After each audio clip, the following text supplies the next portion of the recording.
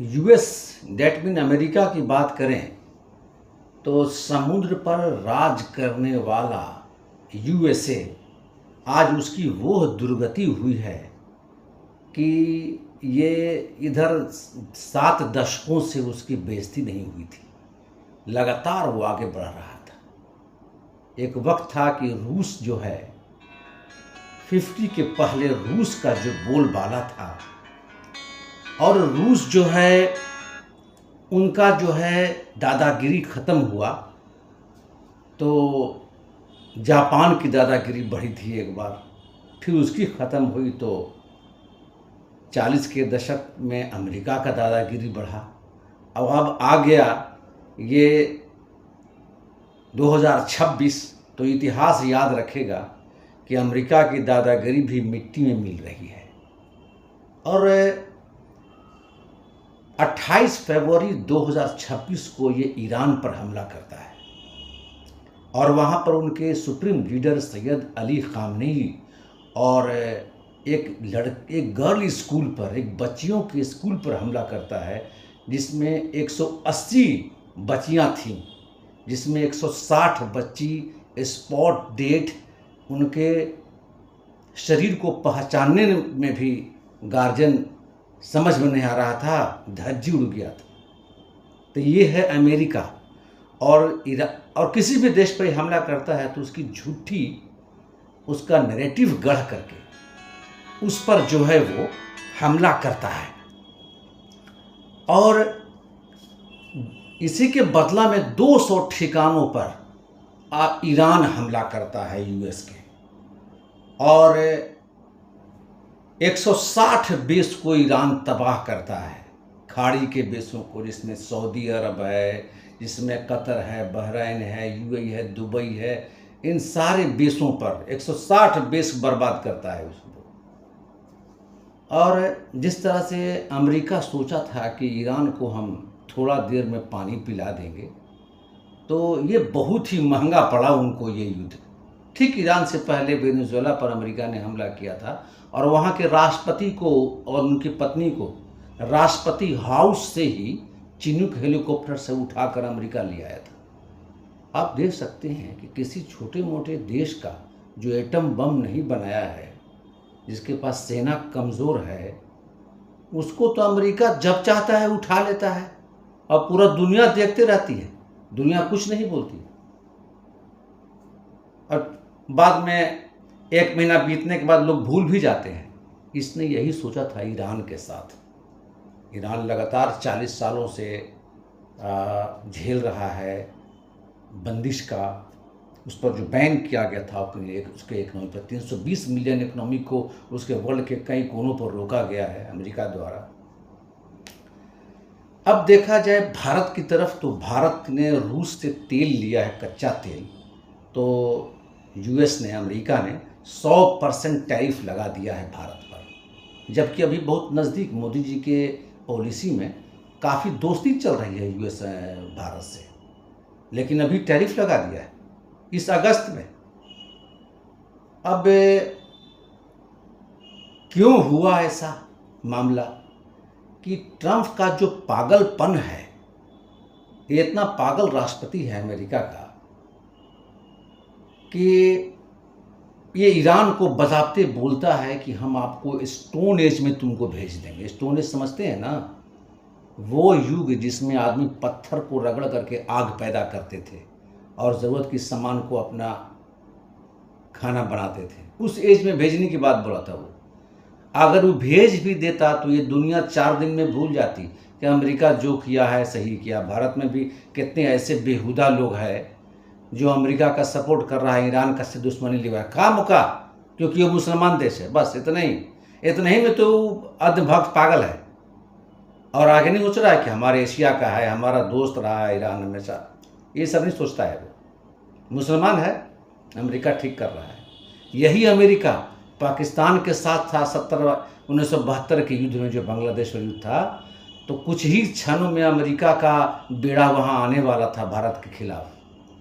हम उसको भूल गए, लेकिन खैर इनको समझाना बेकार बात है।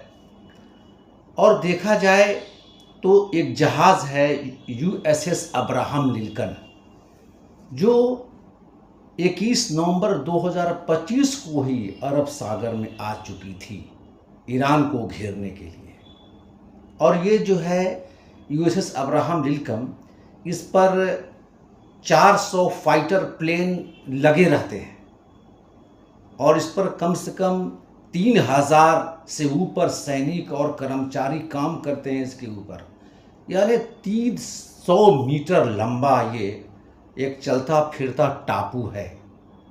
ये जहाँ जाता है वो अमेरिका ही मान लिया जाता है कि पूरा अमेरिका का ये पूरा सेना का ठिकाना है। ये सारे प्लेन वहीं से फ्लाइट करते हैं और लैंडिंग करते हैं। ये अरब सागर में 21 को नवंबर को ही आ गया था और सैन डियागो से अमेरिका से ही रवाना हुआ था।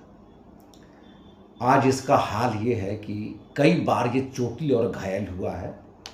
छोटे छोटे मिसाइल से ईरान ने उस पर हमला किया है। पहले बार ओमान में लगा, फिर ओमान की खाड़ी में लगा, फिर ये भागता हुआ हिंद महासागर की तरफ भी भागा है। आज मतलब ये है कि इतना 7-8 महीना हो गया इसको आए हुए, और यहाँ पर इसका भी खाना बनाने का जो है किचन है वो ख़राब हो गया है, लॉन्ड्री डैमेज हो गया है, साबुन, बाथरूम, टॉयलेट तक ख़राब हो गया है। सैनिक आपस में इसके लगातार टेंशन में लड़ रहे हैं और आपस में फायरिंग भी हो रहा है। अब आपको बता दें कि यहाँ 20 सैनिक समुद्र में कूद गए, जिसमें 7 का डेड बॉडी मिला है, 10 लापता है। ये हाल है उनका। और काफ़ी जो है इनके बीच में असंतोष की भावना है, डिप्रेशन में सैनिक हैं। और MQ-9 ड्रोन जो अमेरिका का है, जो 11,000 करोड़ का है, एक मामूली से कम खर्चा बनाए हुए मिसाइल से ईरान मार दे रहा है। और 50 आपको फ्लाइट जो है फ्लाइट लड़ाकू जो जहाज़ है वो मार गिराया है ईरान ने। आप समझ सकते हैं कितना अरब का घाटा यूएस को उठाना पड़ा है। बस इनको यही घमंड था कि हम तो बस 2 दिन में, हफ्ता दिन में ईरान को लपेट देंगे और जो भी मेरा खर्च होगा 27,000 करोड़, उसको हम ईरान के जितना भी इकोनॉमी है वहाँ का तेल वहाँ से हम दोहन कर लेंगे। तो यूएस का जो डिफेंस बिजनेस है वो भी चौपट हुआ है। जैसे उनका जो F-35 वो किसी को देता नहीं है, नीचे वाला जो है F-16, F-18 ये सब बेचता है वो। अब तो अमेरिका के फाइटर प्लेन का जो बिजनेस है वो भी मार खा गया, वो सब चौपट हो गया। अब कोई दुनिया का लोग अमेरिका का फाइटर प्लेन F-35 क्या अब कुछ नहीं लेगा। तो ईरान ने उनके बिजनेस को भी मार दिया है। अब तो ईरान की मिसाइलें बिकेंगी मार्केट में महंगी और उनका बिजनेस चला।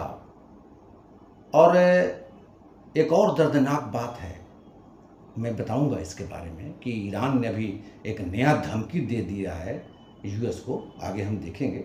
हम एक कंप्लीट ईरान पर एक एनालिसिस कर रहे हैं, इस पर ब्रीफली आपको नॉलेज दे रहे हैं कि यूएस छोटे छोटे देशों पर हमला करते रहता है। और जैसे कि आपने देखा होगा इराक पर हमला किया था कि उसके पास एटॉमिक है। इराक में आज भी कब्ज़ा यूएस का है। सारा पैसा तेल का वो तय करता है कि कितना लेना है, कितना देना है। और आपने देखा कि ईरान को कैसे सद्दाम हुसैन को मार दिया इसने, और वहाँ का पैसा आज तक दोहन कर रहा है वहाँ के तेल का।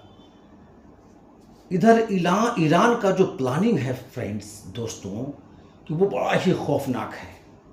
जितने भी हमारे जो यूट्यूब हमारे चैनल पर हमारे सब्सक्राइबर हैं, उनको मैं ख़ास बताऊंगा कि ईरान का प्लानिंग जो है 7 शहर, अमेरिका का 7 शहर जिसमें वाशिंगटन, न्यूयॉर्क भी शामिल है, उनको वो मारने का क्षमता अपना डेवलप कर लिया है। अब युद्ध जो है विश्व युद्ध में बदल सकता है। अमेरिका अपने देश के नागरिकों को बचाने के लिए कुछ भी कर सकता है। तो आपके नागरिक ईरान के नागरिक नहीं हैं। आप उसके नागरिक को भी तो आपने मारा है। तो आप अपना समझिए, ईरान ने तो अपना डेवलप कर लिया, ईरान मारेगा।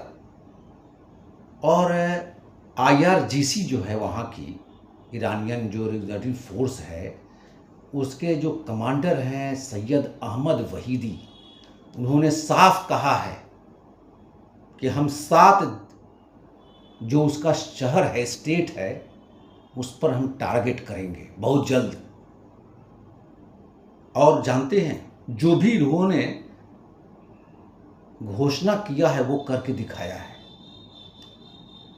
और UAE, इधर देखा जाए अरब देशों में तो UAE और ईरान की डील हो चुकी है, कल ही परसों डील हुई है, जिसमें UAE आर्थिक मदद भी देगा और उसके कोई भी उस पर मिसाइल ईरान नहीं मारेगा, इस तरह का डील हुई है। और ओमान से भी बात चल रही है लगातार। इराक ने चेतावनी दिया है अमेरिका को कि आप ऐसा करते हैं तो फिर आप भुगतिएगा। बहरैन और कतर भी जो है US पर भरोसा अब ख़त्म कर चुका है कि अब मेरा US मदद नहीं करेगा, क्योंकि इन देशों में जो एक इजराइल का जो मामला है, वो इजराइल को आगे बढ़ाते हुए, सुरक्षा देते हुए अमेरिका लड़ रहा है। इन देशों को तो इजराइल से अभी टनमन है गाज़ा को लेकर के। तो अमेरिका ने सबसे पहले ये गलत किया कि इजराइल को वहाँ पर सुरक्षा पूरा दे रहा है, इनको नहीं कर रहा है, और इनसे अगल बगल देशों से चिढ़ है। तो ये अमेरिका गलत कर दिया।